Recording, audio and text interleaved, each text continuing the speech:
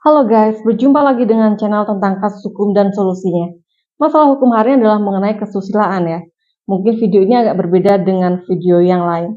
Akan tetapi saya perlu membuat video ini dengan tujuan agar kalian jangan sampai mengalami masalah hukum, menjadi korban, ataupun jangan sampai kalian menjadi salah satu pelakunya.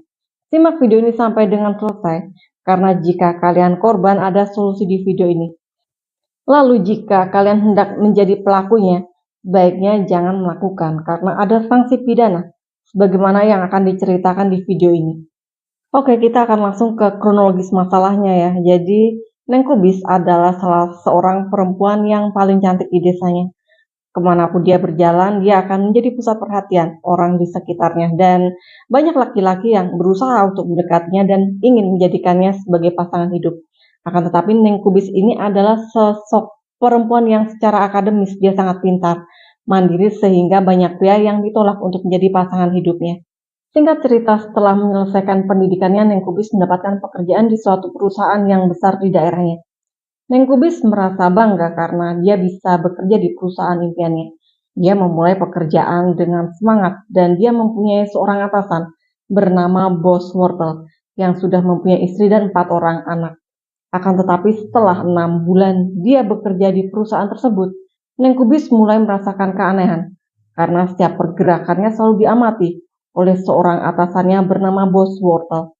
Seiring berjalannya waktu, perilaku Bos Wortel semakin menjadi-jadi, dan sampai suatu saat, Bos Wortel memerintahkan Neng Kubis untuk bekerja dan ditempatkan di suatu ruangan yang hanya ada dia seorang diri.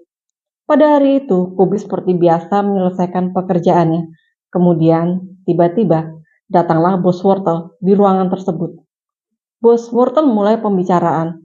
Lalu karena Neng Kubis tidak nyaman dengan keadaan tersebut, dia berusaha untuk keluar dari ruangan yang hanya ada dirinya dan Bos Wortel. Akan tetapi Bos Wortel berusaha untuk menghalangi Kubis untuk keluar dari ruangan. Dan seketika Bos Wortel melakukan aksinya. Untuk aksi kalian bisa melihatnya di dalam animasi ya.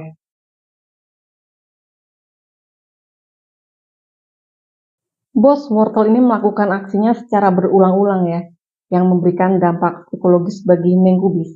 Sampai pada suatu ketika keluarga dari Neng Kubis mulai curiga karena sifat Neng Kubis berubah drastis. Dari seorang yang ceria berubah menjadi pendiam dan selalu terlihat cemas.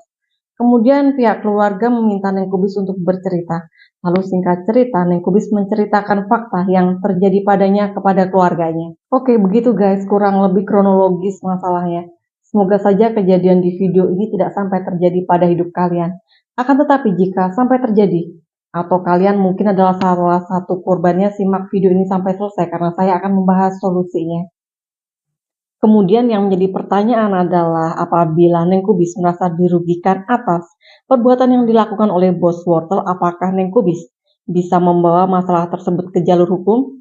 Guys, informasi untuk kalian apabila salah satu dari kalian hendak menyelesaikan permasalahan melalui jalur hukum adalah adanya dasar hukum yang didukung dengan fakta yang terjadi sebenarnya serta alat bukti yang kalian miliki. Begitu guys, selanjutnya adalah informasi mengenai dasar hukum.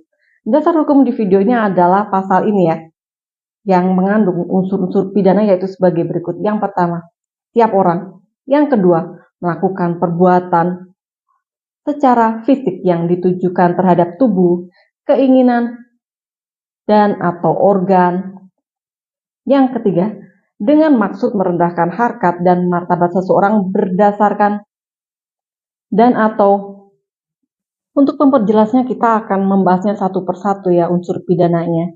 Unsur pidana pertama yaitu adalah unsur setiap orang. Unsur pidana pertama jika disingkat yaitu orang yang mempunyai kesehatan baik secara jasmani dan rohani. Sehingga seseorang yang telah melakukan perbuatan maka dapat dipandang mampu untuk bertanggung jawab atas setiap perbuatan atau tindakan yang telah ia lakukan. Karena Bos Wortel sebagai terduga di video ini, dia sehat secara jasmani dan rohani. Maka unsur pertama ini diduga telah terpenuhi ya. Selanjutnya unsur pidana kedua, melakukan perbuatan secara fisik yang ditujukan terhadap tubuh, keinginan, dan atau organ Untuk membahas unsur pidana kedua ini akan kita hubungkan ya dengan peristiwa yang sudah saya jelaskan di awal video, bahwa kekerasan akan terjadi jika tidak ada persetujuan dari salah satu pihak. Dalam hal di video ini adalah Neng Kubis.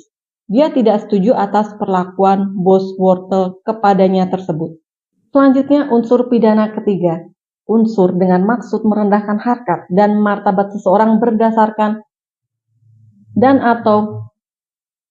Untuk menjelaskan unsur pidana ketiga ini, diduga terdapat adanya unsur kesengajaan ya dari bos wortel memegang bagian tubuh dari seorang perempuan yang bukan istrinya, dan bos wortel memegang bagian tubuh sensitif wanita tanpa seizinnya. Nah begitu guys, sekarang selanjutnya kita akan masuk ke teori hukum pidana ya. Di dalam hukum pidana mengenal adanya teori kesengajaan. Yang pertama adalah teori kehendak. Kurang lebihnya menjelaskan bahwa kesengajaan itu adalah merupakan kehendak, ditujukan pada perwujudan dari suatu tindakan yang dilarang atau diharuskan oleh undang-undang. Yang kedua adalah mengenai teori bayangan. Kurang lebihnya menjelaskan bahwa perbuatan itu dikehendaki pembuat, akan tetapi akibat dari perbuatan tersebut paling jauh hanyalah dapat diharapkan akan terjadi oleh pembuat. Lalu kemudian berdasarkan pada teori tersebut jika dihubungkan dengan fakta yaitu bos wortel mengetahui bahwa Neng Kubis bukan istrinya dan bos wortel juga sudah memiliki istri serta 4 orang anak. Namun ia tetap menyentuh bagian tubuh Neng Kubis pada area sensitif dengan menggunakan kedua tangan bos wortel di ruangan yang hanya ada 2 orang, yaitu bos wortel dan Neng Kubis.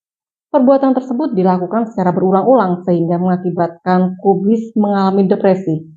Dari hal ini kurang lebihnya menunjukkan kesengajaan dalam diri bos wortel melakukan perbuatan memegang area sensitif pada bagian tubuh Kubis sebagai korbannya tanpa seizin dari Neng Kubis.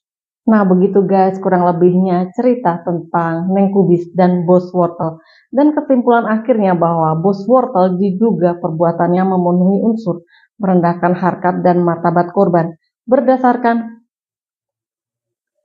diduga telah terpenuhi. Untuk kalian yang mungkin pernah mengalaminya, semoga video ini memberikan jawaban atas permasalahan kalian. Dan guys, akhir kata seperti biasa, jangan melakukan pasal ini. Selalu tebarkan kebaikan dan jangan merugikan orang lain. Ya.